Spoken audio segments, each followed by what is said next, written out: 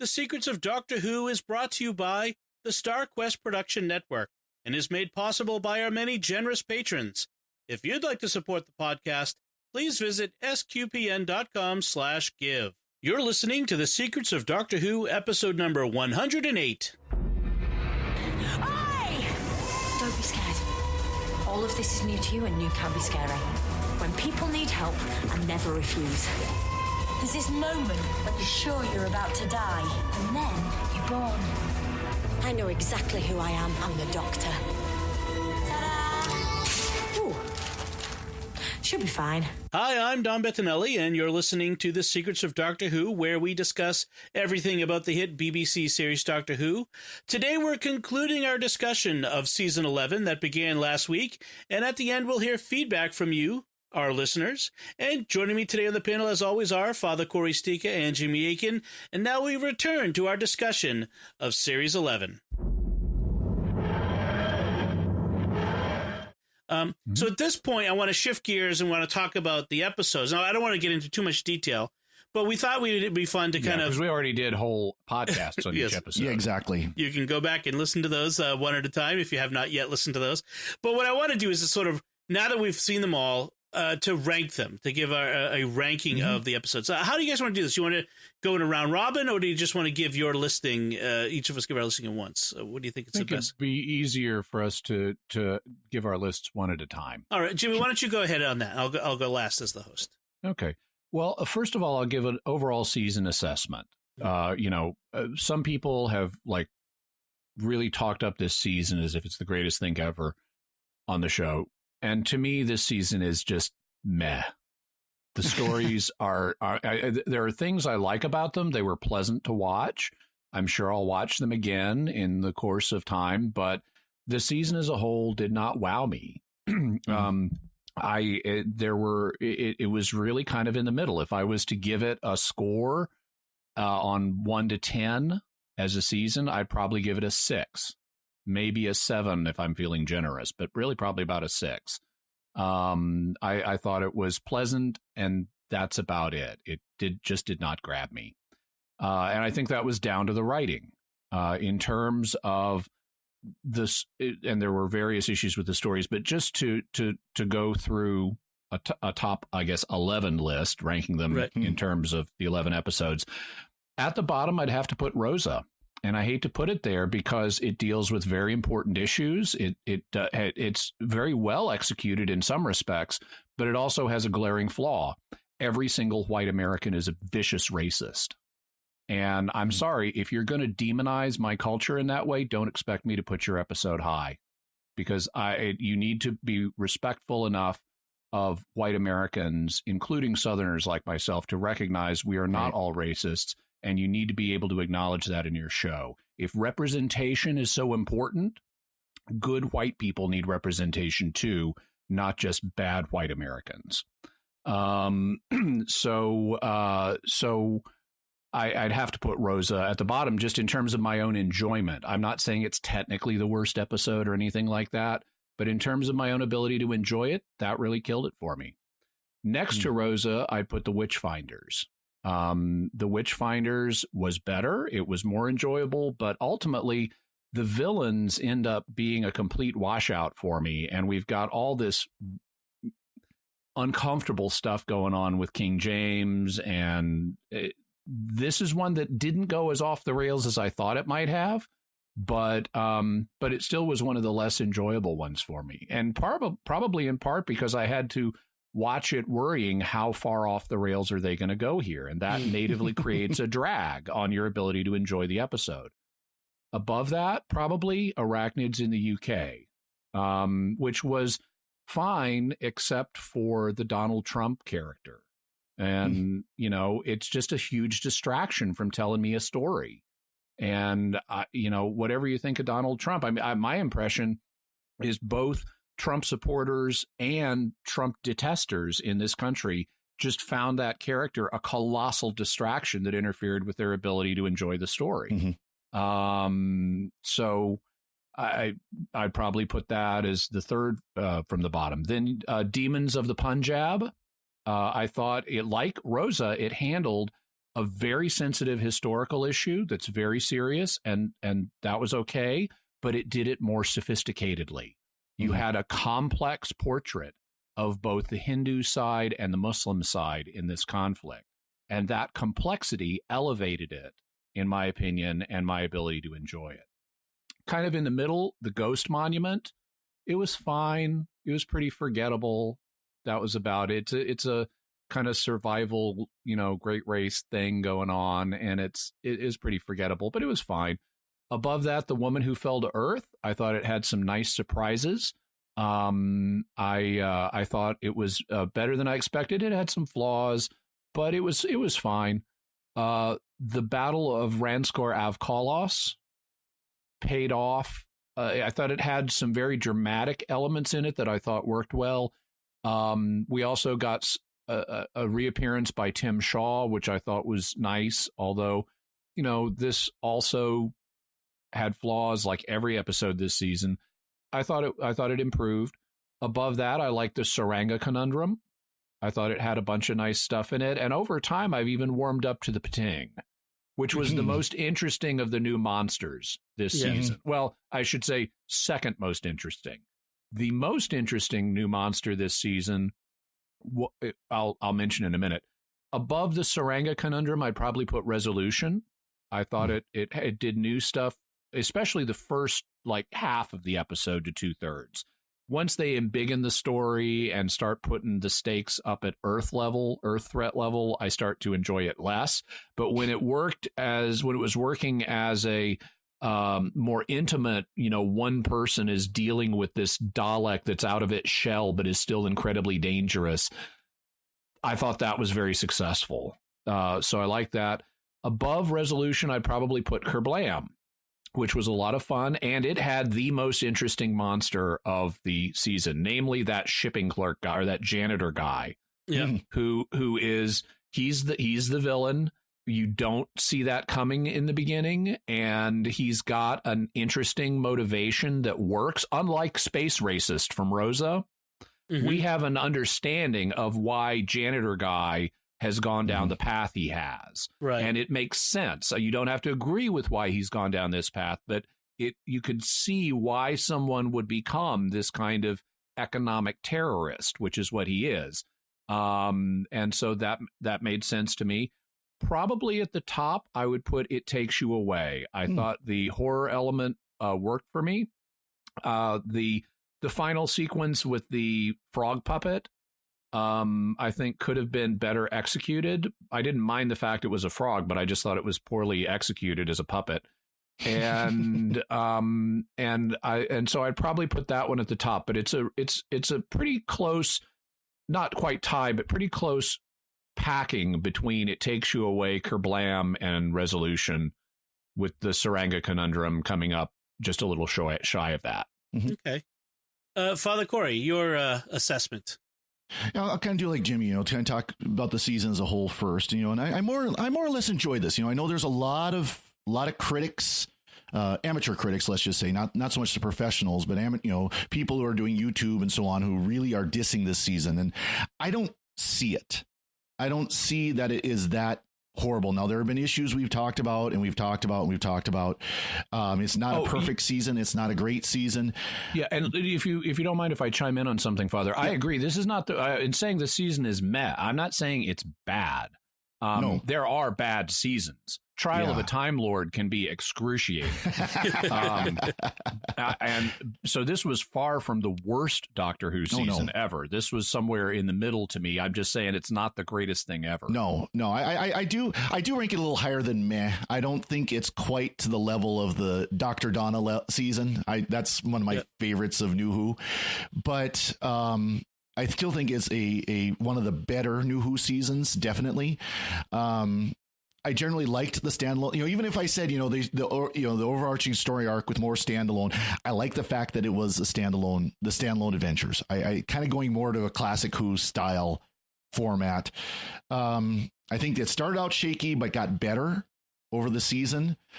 And so, looking at the episodes, and originally I ranked them only top 3 and bottom 3. I've kind of filled in the gaps here. So the middle, to be honest, the middle of my ranking is kind of, they're pretty close. There's really not a lot of difference. So it's almost an arbitrary ranking. I also put Rose at the bottom. Again, all the issues we talked about in that episode. Every episode, by the way, there are things I liked and things I didn't. Some episodes I just didn't like more than things I liked. And Rose, unfortunately, is that one. I put Ghost Monument second because it felt too much of a Hunger Games Maze Runner type episode. It was just kind of it was basically an extended episode of how long is it going to take the Doctor to get back to the TARDIS. Right. It was, just TARDIS separation syndrome extended for a whole episode. Witchfinders, just meh. That's where I put the meh. The episode of Witchfinders, I just, it's funny, as I was looking at this list, I thought about it. It's like, there really isn't anything I can say about it that really stands out. It's just there. Arachnids in the UK, Jimmy mentioned it. There's the Trump clone, Demons of the Punjab. This is the point where they're all kind of in the similar level. Demons of the Punjab, Saranga Corundum, It Takes You Away. I all kind of put them in basically the same level. I just ranked them in that level just because you got to rank them somewhere. I really liked Resolution. I know I didn't get a chance to talk about Resolution last week. I really enjoyed it. I thought it was a fun episode. It didn't quite make my top 3, but I thought it was close. Battle of Ranskoor off Kolos, I put number 3 because I thought it was a great resolution for Tim Shaw. I thought that they did a good job resolving Tim Shaw and everything there. And also a bit of the conclusion to Ryan and Graham's grief. I think that was kind of a point where they were able to conclude some of that. Number 2, I put Woman Who Felt Earth. I think that's one of the best of the New Who post-regeneration episodes. Yes. It's definitely not an Encounter on Farpoint. Oh, wait, I'm sorry. That's a different podcast. Never mind. For those who don't listen to Secrets of Star Trek, we've ranked that as the worst of the premiere episodes of Star Trek series with good reason. And Kablam I put as the top just because that is probably the most fun episode of the entire series. It's just ridiculous fun, and I enjoyed it a lot. Okay. It's interesting to hear because all of us, our rankings are different, but the groupings are in general are similar. So as I give my listing, so my overall assessment is I'm a little bit with you, Father Corey. I'm a little more than meh. It wasn't great, but there were definitely flashes of enjoyment. I'm glad I watched it. It was better than some early seasons of New Who in the early days. It was certainly bad. I felt like it was better than the Martha Jones season with Tennant. So if I'm ranking things like that, there are high points and low points. So let me just get into my listing. I put at the bottom, I put Arachnids in the UK because not only do we have the Chris Noth obnoxious Donald Trump analog, we have giant spiders, and that's just Why did it have to be spiders? Exactly. Yeah. Especially, and sympathy for giant spiders. It doesn't work for me. So, and you guys have said plenty about it. We've said enough in the episode. So I put the Witchfinders next from the bottom for a lot of the same reasons. I felt like the conclusion to that, the resolution, if you will, of that episode was just a mess, and it didn't make sense. And literally with the mud monsters. Exactly. Yeah. And there was just some weirdness before that. Ghost Monument, like you, Father Corey, I just was like, it's sort of meh. It's just like, it's sort of forgettable. There's a couple of interesting elements in it, but it was just a race across the desert to get back to the TARDIS, and that was the only memorable thing in that episode is the Doctor solves the ultimate crisis by lighting a cigar. That is I did like that about it. And one of my criticisms of it is this introduction of the abandoned child and never do anything with it. That kind of makes me angry at it. I rank Rosa higher than you guys, although it has. I agree with some of the problems that you guys mentioned. I like the character of Rosa herself enough that she was great. And that for me, it pushed it up a little bit in the rankings. But I like I said, our and general assessments are the same, and the rankings might be a little different.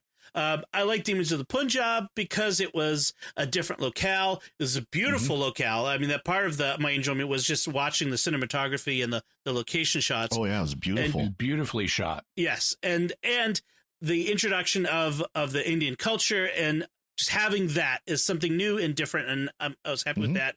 So that puts it in the middle. There were its problems, so we talked about. I put the Woman Who Fell to Earth kind of in the middle, but it was hard for me because it started near the top for me, but then I kept running into things like, well, I kind of like that a little more, and I kind of like that a little more. I liked Woman Who Fell to Earth for the introduction of the companions, the sacrifice, that characters do die under Chris Chibnall and stay dead to a degree that wasn't really her coming back, and it takes you away. I was a little worried for a second, but so it's I did like it for that, but it just kind of fell in the middle because of just because I like the others better. That's all. I put it takes you away above that, sort of closer to the middle. I love the Norwegian noir, so the Scandinavian noir stuff. The alternate universe bit kind of lost me a little, and the dad being an idiot didn't ring true. But that was me. So the Battle of Ranskor of Kolos, that one started in my listings. It started much further down than it eventually ended. But as I thought about it, there were things to that I really liked, character moments in that I really liked. I liked Ryan and Graham working together on that one. That was really good. And the Doctor kind of taking it to Tim Shaw, in there a little bit. That was pretty good too. Saranga Conundrum was great. Spaceship sci-fi. I like that part. There was some real sacrifices in that, and the Pating was just kind of a weird, like, homicidal porg, or something. I don't know. It just was kind of like Jimmy. It kind of grew on me a little bit. I did like the fact that it was this implacable enemy that you could not defeat, and they had to find another solution other than just killing it, which was interesting. Kerblam, I put it number 2. Some of this is a bit arbitrary, the 1 and 2 and 3, but Kerblam I put it number 2. Like you said, a lot of fun, interesting concept. I like the secondary characters. I think almost all. In fact, I liked all of the secondary characters in it, including the villain. The real stakes for that poor girl who gets killed in it. I am not happy with the continuing aspect of this. I mentioned this in the episode of taking a character, making you really like them as sweet persons, and then doing something horrible to them so that you feel bad about it. That's drama, dude. That's how it works. There's ways to do it. That's like the 18-year-old pimply faced kid who goes off to World War II and has the picture of his girlfriend that he shows, and of course the next scene he's shot. Well, because that they're gonna do some bad to him, which is they did the opposite of that in my favorite episode this season, which was Resolution, which is where the girl Lynn, I can never remember names, but so Lynn, she does survive. She there are real consequences. They did something really interesting with the Daleks, something new. They showed the Doctor a flash of the Doctor as we've always known her and him. That when it comes to Daleks, there's that. Daleks are a special case for the Doctor, and there's that animosity between them. I like that. We did mention, Jimmy, that they had to turn up the stakes to 11 and make it about the whole world. At the end, that kind of takes a little bit of the shine off. But that was my favorite episode of the season, especially also with resolving to a degree the Ryan, Graham, Aaron situation without completely resolving it, but doing it in such a way that feels right. And I like that about it as well. So that's our rankings of it. This is going to go a little long, folks, because we got some more we want to go with here. But I want to talk about some more aspects of it. We talked about Jodie Whittaker as the new Doctor earlier on. I want to talk a bit more about the companions here, if we can. I think universally, when it comes to companions, both people who hated this season and people who love this season, the one thing that everyone agrees with is Graham is the breakout character. Agreed? Oh, absolutely. Yeah. Absolutely. I think he's the best developed character. I think, he started out very uncertain and shaky and almost kind of cowardly Yeah. You know, he's like, Yeah, we don't need to go there. We don't need to do, come back, Gray. We don't need to do that. But by the end of it, and actually it was only within a couple of episodes, I think they let Bradley Walsh take the character over. Mm-hmm. And some of his humor came out and some of his personality came out. And he became probably the strongest companion, in my opinion. I think he's definitely the strongest companion. And he didn't get a good introduction, although frankly, if Grace had listened to him, she would still be alive. True. That's true.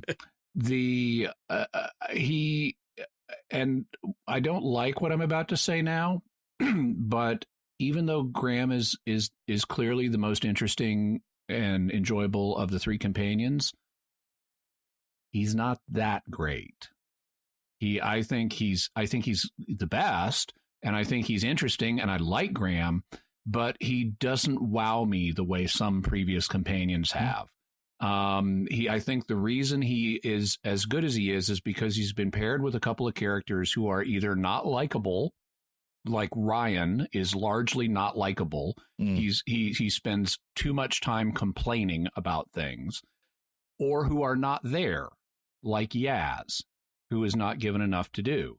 And so by comparison, Graham shines because he's there. He's got stuff to do. He's not constantly complaining, and he's the most mature of the characters, so he's not always making mistakes. Until they left without him. Right. Well, on the New Year's Day episode. Yeah, right. Well, and some of that, so like I agree. Graham, I think, is partly because he's written that way, partly because of Bradley Walsh, like you said, Father Corey. I think I agree with you to a degree, Jimmy, in that he stands out because the others don't stand out as much, and he's a bright spot in a season that's pretty average, as we've said. I want to like Yaz more. What I've seen of Yaz, I've like liked all three of them more. Right, but I want if Yaz got more screen time, like she got basically 1.5 episodes of screen time.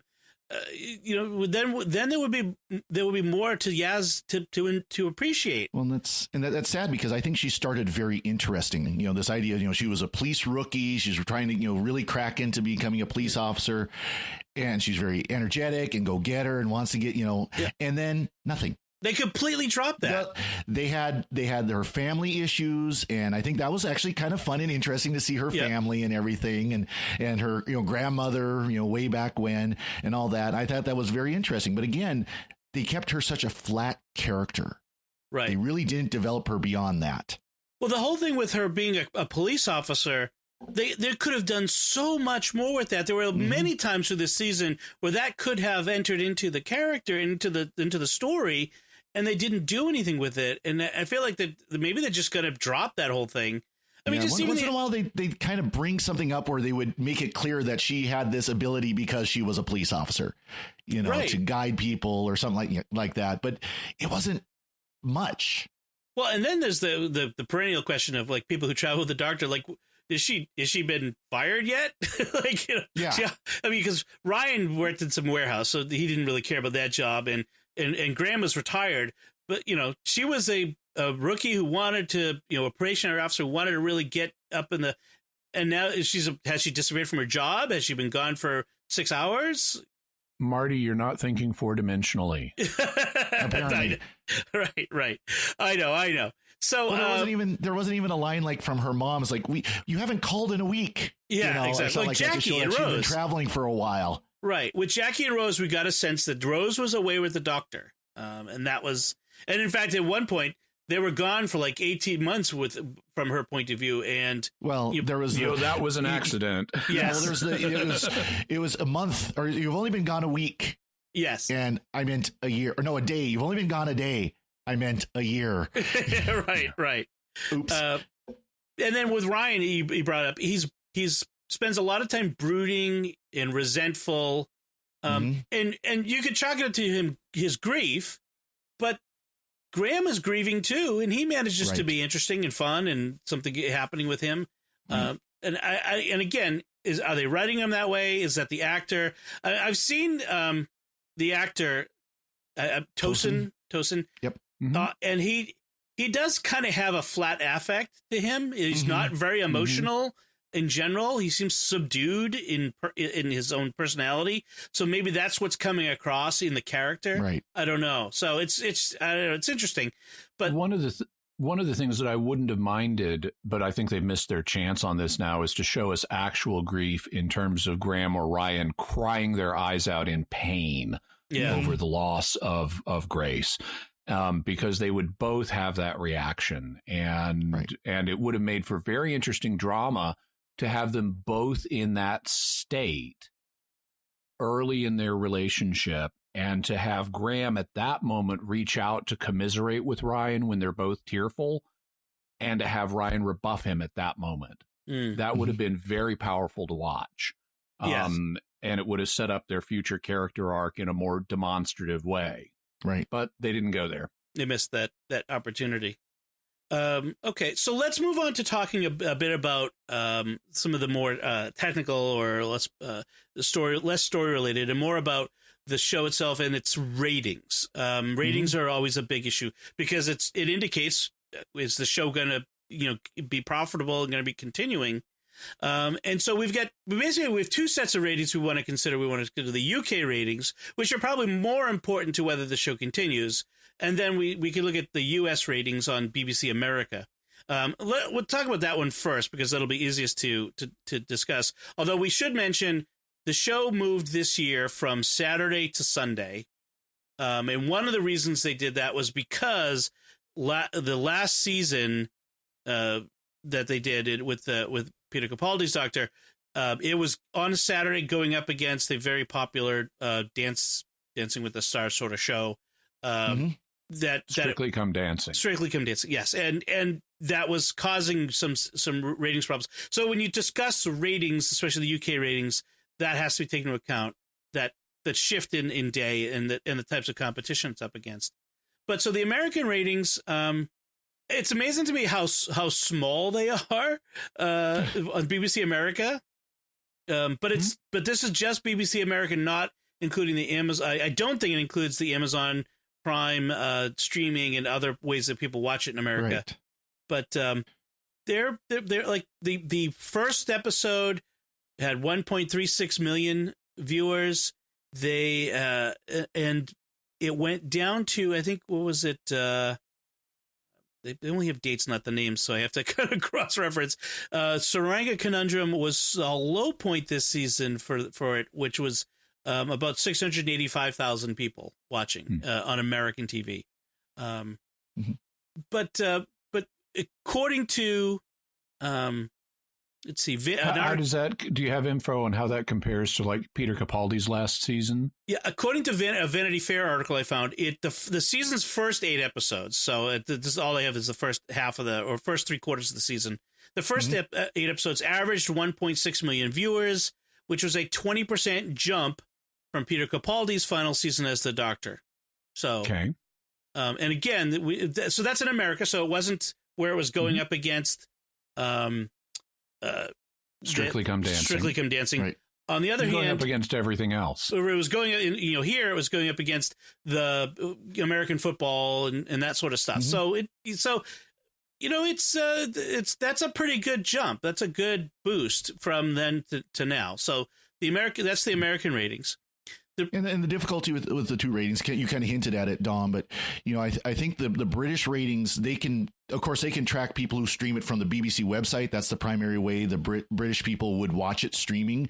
Right. They can track it through the DVRs, but here in the States, it's pretty much what does the Nielsen ratings show.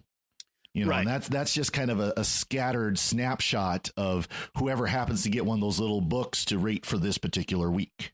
Right. Yeah. The way the ratings are done, TV ratings are done in the States has undergone a sea change. It's a massive problem. I mean, this is sort of separate from our current discussion, but whether it indicates the success of a show or not, given the many and varied ways people watch TV now and the delayed watching and all that sort of stuff.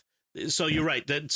Whereas in the UK, I think they can get a much more accurate sense of the relative popularity, at least, if not the overall. From iPlayer, but I think they still use TV Diaries there as well for live broadcast. Right. So one of the so there were a couple of, and Jimmy, you recommended a couple of videos that we watched where people some folks cover the ratings on a regular basis, and Right. and so there were some articles as well. If you go to the Wikipedia page for Doctor Who episodes, it shows the UK viewers, the UK ratings there. In general, the ratings are higher. They're much higher than they have been in the last few years. There's just no denying that it's been more popular. Probably the high point for New Who was season 4. That was the David Tennant, Dr. Donna season. That's probably the high point for New Who. Probably for Who in general. I think even like old classic Who never got these sorts of ratings the same way, and they're measured differently because they were different time. But it did very well in the ratings. The historical episodes generally did better than the sci-fi space episodes, which I thought was interesting. It was consistently ranked in the top 10 of shows on British TV each week, which Capaldi episodes did not do that as well. And that the relative ranking has to do with all kinds of things, including what else is on TV and that sort of stuff. So that's hard to that's a little bit apples and oranges. But it's the best viewing figures that they've had in the past 10 years, which is good if you are wanting to keep Doctor Who on the air. Right. Well, I think it's kind of frustrating when you go watch some of the YouTube videos out there, because I unfortunately, when you're talking ratings, it's kind of a sticky point, because I think a lot of these commentators have been putting their political views and which ratings they read. Like you said, like here in the United States, maybe it hasn't been doing as well, although it sounds like it was. But it started out strong and then dropped. Well, you look at every season of pretty much every series starts out higher and drops. It's very rare that a season doesn't go up. The question, though, and I think, and now I have been among those who have been, saying the ratings are fine. Actually, the ratings are up. And that's, and so I've been, kind of monitoring the arguments from both sides in terms of, are the ratings good or bad? One thing that I think the people who are glasses half empty advocates have, that I think potentially is on their side, is even though the ratings started higher, and they were always going to start high, because it's the first woman doctor, that's something brand new, that's going to attract additional eyeballs. And then they would drop, as we would expect. The question is, how much do they drop? Right. And they dropped a lot this season. That we went from, in terms of the final consolidated ratings, which include, I believe, 7-day viewing figures, including iPlayer, we went from basically 11 million with The Woman Who Fell to Earth to 6.5 million. And actually is even a little less than 6.5 million with It Takes You Away. So, so that's a substantial drop that does look at least somewhat steeper than drops in previous seasons. For example, if you look at the previous season, it started with the pilot at 6.7 million and dropped only to 5. Some of them, it didn't hit its low point at the end, but it dropped to 4.7. So it dropped by about 2 million. Here, going from 11 to 6.5, it dropped by like 3.5 million. So it was somewhat of a steeper decline, and a higher percentage of the audience walked away. Now, it's still doing good, and it's not going to get canceled next year, and probably not the year after that either.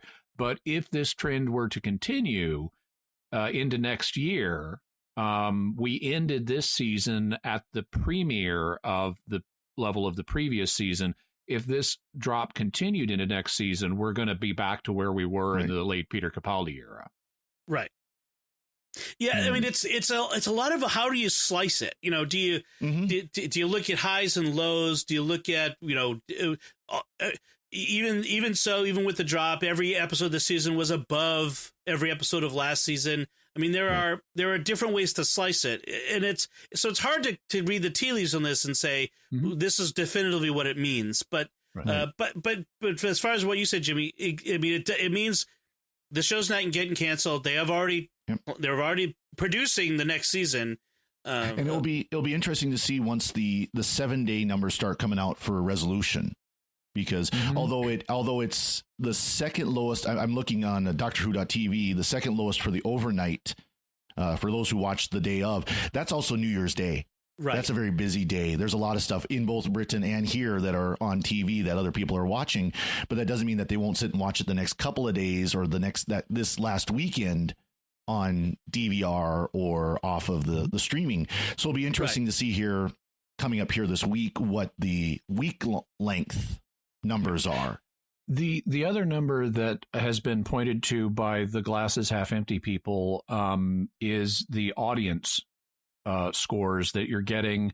Now, actually, the BBC, of the people, they have an audience appreciation index, which is done by TV Diary method. So it's not, it's probably not that reliable, but they're very high. You have ratings that are in the either the high 70s or the low to mid 80s.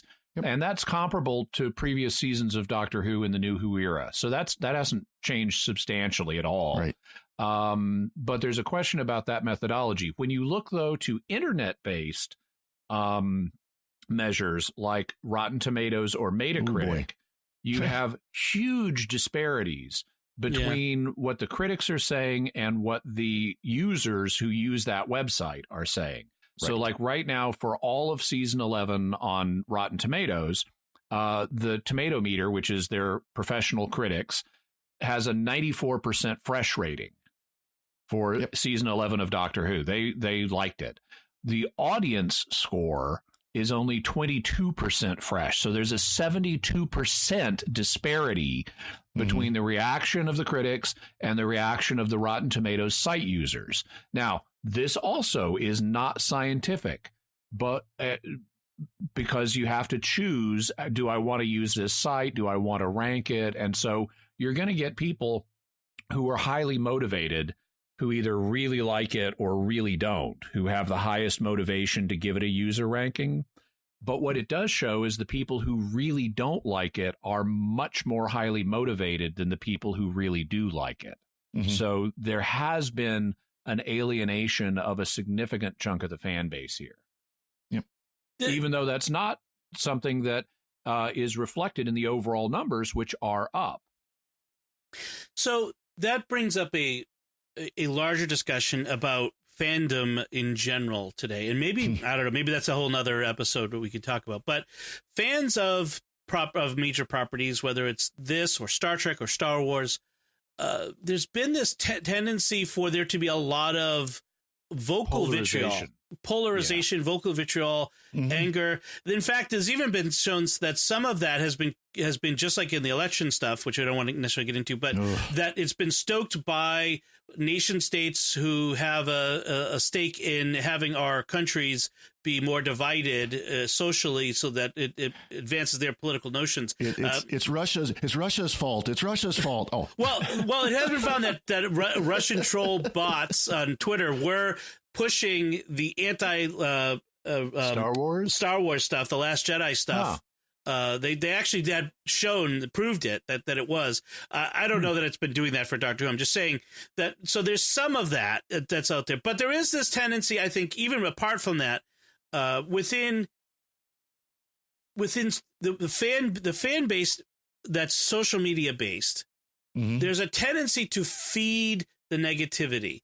There are YouTubers and bloggers who are looking for clickbait, right? They're trying to get more people angry, and but also just even that's the nature of social media. I think fuels outrage, fuels anger, and amplifies it. Well, we're kind of getting into unfortunately the cultural milieu we're in as a whole. I mean, I don't, because you can look at science fiction fandom, you can look at fantasy fandom, you can look at comic book fandom, you can look at gamer fandom. All these different fandoms, all these different little enclaves, and they're all having the same issues. They're all seeing the same arguments, the same fights. So that's why it makes it even more important for you, the listener, to share secrets of Doctor Who on social media, because we're a moderate voice. We really are. We aren't the haters and we aren't the adulators. We talk about things that are problems, but we also talk about things that are good. We're actually very moderate. Exactly. Right. We try to strike that balance. Some might agree that we go too far one or the other. So be it. Maybe we do, maybe we don't, but we sure try. The adulators would say we're too negative, and the haters would say we're way too positive. Exactly. Right. But you kind of touched on it, Dom. I think a lot of it does have to do with the echo chambers that we develop in our social media, where we end up, oh, this person disagrees with me. Unfriend. This person disagrees with me. I'm not going to follow them. Oh, I like this person. I'm going to follow him. And eventually we get our little bubbles where we sit and argue amongst ourselves. Or aren't we great because we showed them? Right. And then there is when you dig into the reviews on Rotten Tomatoes, for example, the audience reviews, there's a lot of, it's like Yelp reviews of restaurants. Like, you're rating the restaurant based on whether you like the taste of your margarita. That's not the high and low of an entire restaurant. Most people are not professional. The waiter looked at me funny when I asked for a second cup of dip. This place sucks. You know? Right. And so there's the sort of a little bit of the tyranny of the crowd, but there's also a little bit of the tyranny of the professional critic who thinks that their opinion is better than everyone else's as well. I have for long years, long before there was social media, have said basically if the local movie critics in Boston dislike a movie, I probably want to go see it because their tastes are not mine. So there's a little of the, I think maybe there's some backlash against the professional critics that's going on, but there's a little bit of the feeding of the clickbait and the troll behavior. It's a complex stew, and there's a lot of things going on, and it's hard to dig through that, which is one of the reasons, as you said, Jimmy, one of the reasons why we do this podcast is so that we can sort of be a moderate voice, examining both the good qualities and the bad qualities, and taking it for what it is without descending into troll, baiting and all that sort of stuff. There were lots of people who, to give a concrete example, and the biggest thing this season, the fact the Doctor is a woman now. There were lots of people who said, "Oh, this is the death of Doctor Who. It's Doctor Who can't be a woman. This ruins the series." Then there were other people who said, "Oh, it's the greatest thing ever. The Doctor's a woman. Why is it taking so long? This is so awesome." And our response was essentially, tell us some good stories. Yes. Yeah. Right. It's not the worst thing ever. It's not the best thing ever.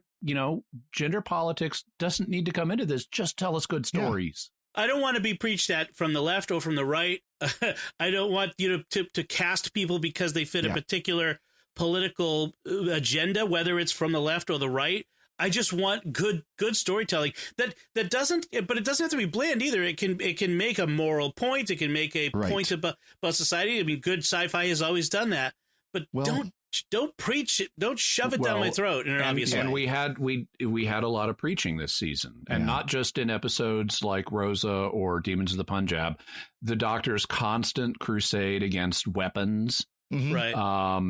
We had unfortunately a bunch of preaching, and it violates Mark Twain's dictum that fiction should never preach overtly, only covertly. Right. And because otherwise, this is the reason. And, as a person of faith, I'm not happy to say this, but this is the reason. One of the key reasons that so much Christian fiction is terrible. Oh, yes. Oh, yeah. Because it preaches in a way it shouldn't. Preaching ruins everything, whether it's a message you like or a message you don't like. Getting that explicit about it takes away from the story. Well, and it's one thing I mentioned explicitly, kind of tongue in cheek, but there is a lot of truth to it is, don't preach to me. That's my job. As a priest, that's my job. And frankly, I do it better than you do. And am I being conceited by saying that? No. When you try to preach in fiction, it comes across as being preachy. My job is to preach at Mass. And so, of course, that's going to come across as preachy because it's supposed to. Right. So we're going on a bit long, so I don't want to take too much time because we got some wrap great up soon. Yeah, we get some great feedback. The last bit I want to say is just looking forward.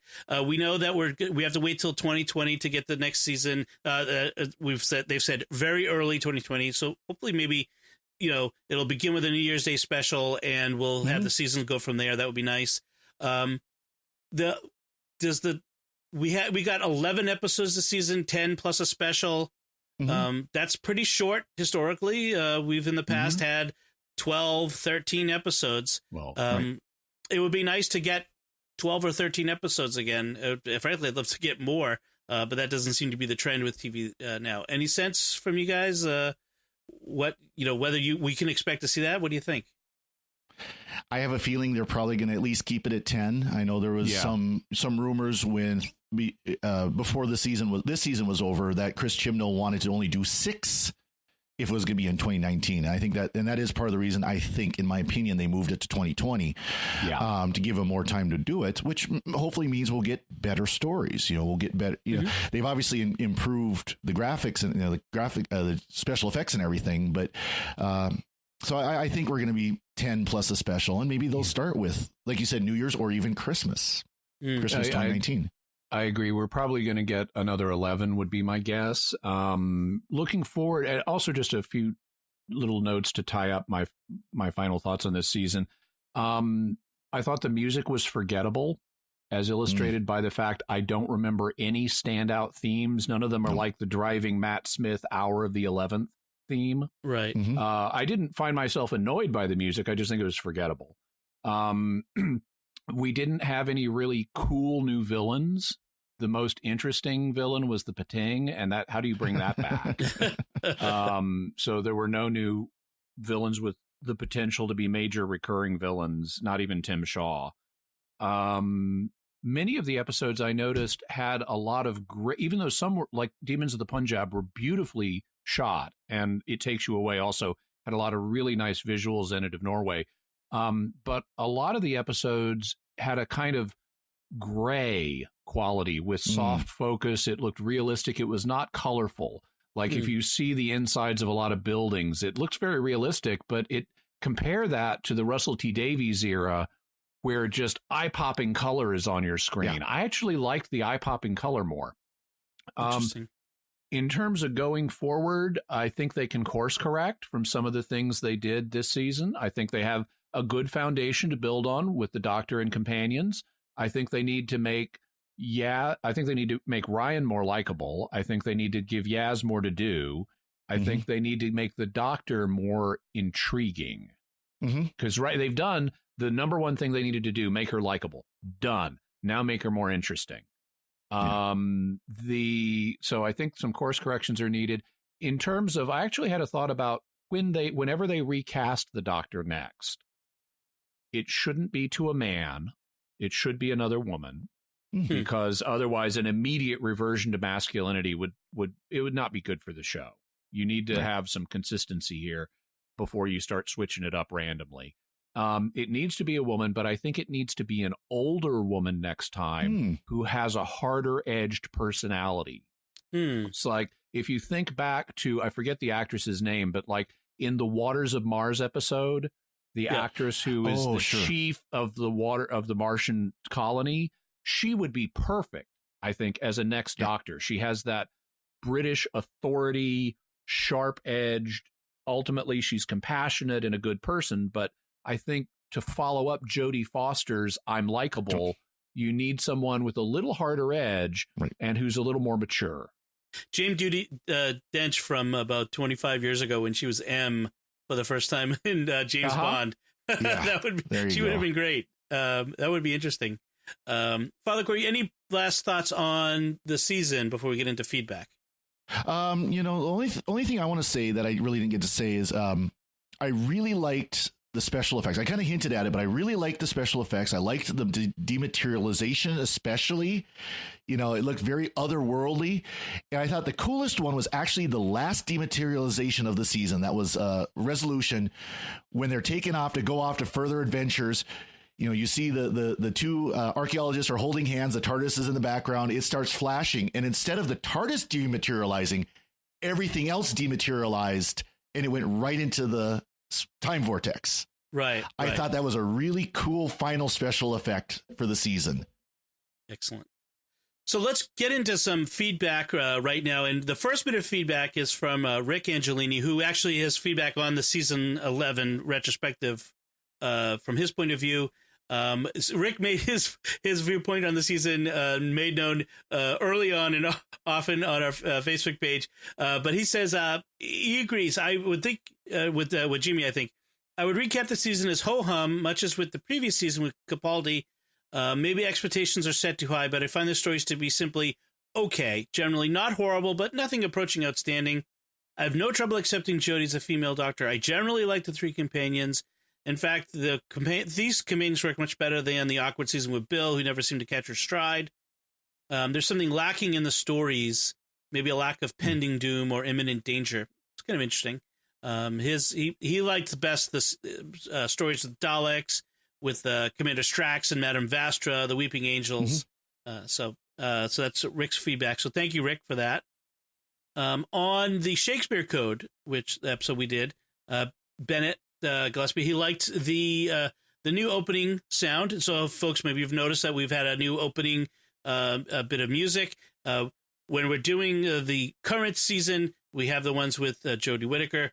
When we do ones for the classic or New Who rewatch, I have one that's for just with those doctors. So a little bit of fun.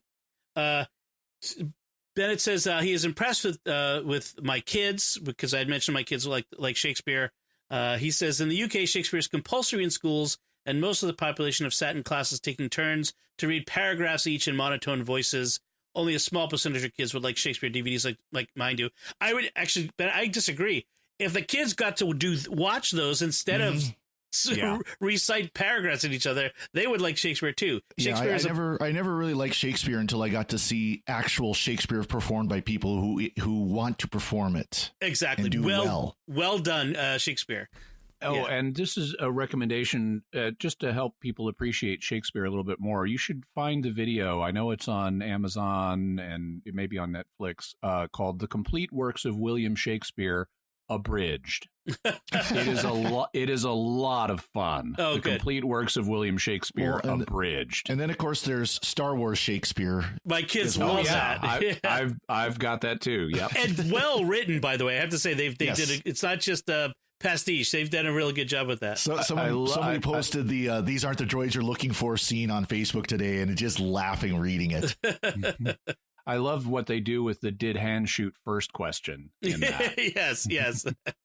So, and then on our episode on the Christmas Carol, Alfredo Barunda says on Facebook, I saw a parallel between Sardik and Abigail spending Christmas as their last evening together, and the Doctor and River Song spending their last evening together at Darillium, although the 24-year-long last night. So interesting parallels there. That is an interesting parallel. Yeah. And then on our episode on Resolution, first, our friend Jeff Miller says he liked our diagnosis of the episode. The opening with the warrior persons was surface interesting, just as long as you didn't think about it too much. He thought it didn't invest the scenario with any plausibility. He did find the Dalek episode to actually live up to having a scary Dalek. They're usually all threat with little palpable horror about them. This season had a couple of episodes invoking the horror genre with real consequences, especially this episode. And I really liked how they subverted the trope regarding Ryan's absentee father. I thought they were telegraphing he would sacrifice himself to kill the Dalek in an act of redemption. So pleasantly surprised for them both to both show that he was willing to do this and for him to be saved. As the season has evolved, I have come to more and more like the companion dynamics, real character growth, and not just plot points. Very good. Thank you, Jeff. There was some feedback from folks about our discussion of the casting of the warriors at the beginning of that episode. And I hope some people said they stopped listening at that point. I hope you go back and listen to the rest of the episode, because that really was just a small portion of our overall discussion, which we both, as you see from our rankings, both pretty much liked this episode. And we had a lot to say about it. Both of our rankings. Yeah. Well, so when I listened to it, I looked at I kind of timed it, and it was about 2 minutes is about all that was in this hour-long episode that these two discussed it. So I mean, it was just kind of, it's there. We're not happy with it. Let's move on. I mean, and I have to. This is, if someone can't listen to a viewpoint they disagree with for 2 minutes before turning something off, I'm sorry for that, but I don't think I can accommodate otherwise, because I cannot agree. I cannot foresee that I'm going to be able to say things that everyone is going to agree with for the whole time. There will be things where we disagree. We disagree with each other here on this show. Mm-hmm. Yeah. And being able to think about and appreciate the viewpoints of people you disagree with is an important skill that too many people have not cultivated in our age. It's one of the reasons for the extreme polarization. And we need to get out of our bubbles and listen to the viewpoints, including of people who we don't agree with. Go back about 15 minutes ago where we were talking about social media and the ratings. Right. Yeah. So just to sort of clarify what we were talking about there is we thought that casting an African-American man as a leader of a British clan in the 1,000+ years ago, or in what is now Britain. Not just a black man. It was the three leaders were a white man, a white woman, and a black man. Right. And as three military leaders in the 9th century in England, when this was already a Christian era, it was, for good or bad, that's what we're dealing with here. This was not realistic to the time period. And for me and for Dom, it served as a distraction from the story. Right. Not a deadly distraction, not a fatal distraction. No, it was a fine story, but it was a blotch. Yeah. I think that's ultimately a lot of the complaints we've had with this season is lack of historicity. Or certain things were not historically accurate. Well, it's not even just the lack of historicity, because I don't expect Doctor Who to be perfect in this regard. But it's sometimes it feels like they do things. She's got a time machine. Well, exactly. Well, but Doctor Who, I mean, has always kind of has a little bit of it's, as you say, Jimmy, science fantasy. It's the fact that it often feels like they're doing it to kind of make a point or to be preachy about it. And that's the problem. Although there is one perspective that we got on that casting of those three characters that really made me stop and think that maybe there's something to this, which is Lauren Ellis says on our Facebook page, it occurred to me that this was like a reverse Epiphany. We're just past the Feast of Epiphany on Sunday. 3 warrior chieftains from all over come together to divide a threat rather than to worship a king, in this case, whereas the Magi came to worship a king. To me, that makes a lot of sense why they'd be diverse. Traditionally, the Magi were also diverse. We use the word diverse to mean certain things, but in this case, she's very correct in that diverse. They look different. They are different from each other. In the way they're depicted in art. In reality, they all three would have been members of the same ethnic group. Right, quite likely Persian. Mm-hmm. But although references, what was it in Isaiah and Psalms, kind of make this idea that they represent all of humanity, and they come from different places. I think it was Magi? Was it Isaiah? The reading from yesterday, Isaiah talking about coming from Sheba. One of them, Arabia and Seba, but that's not the 3 wise men.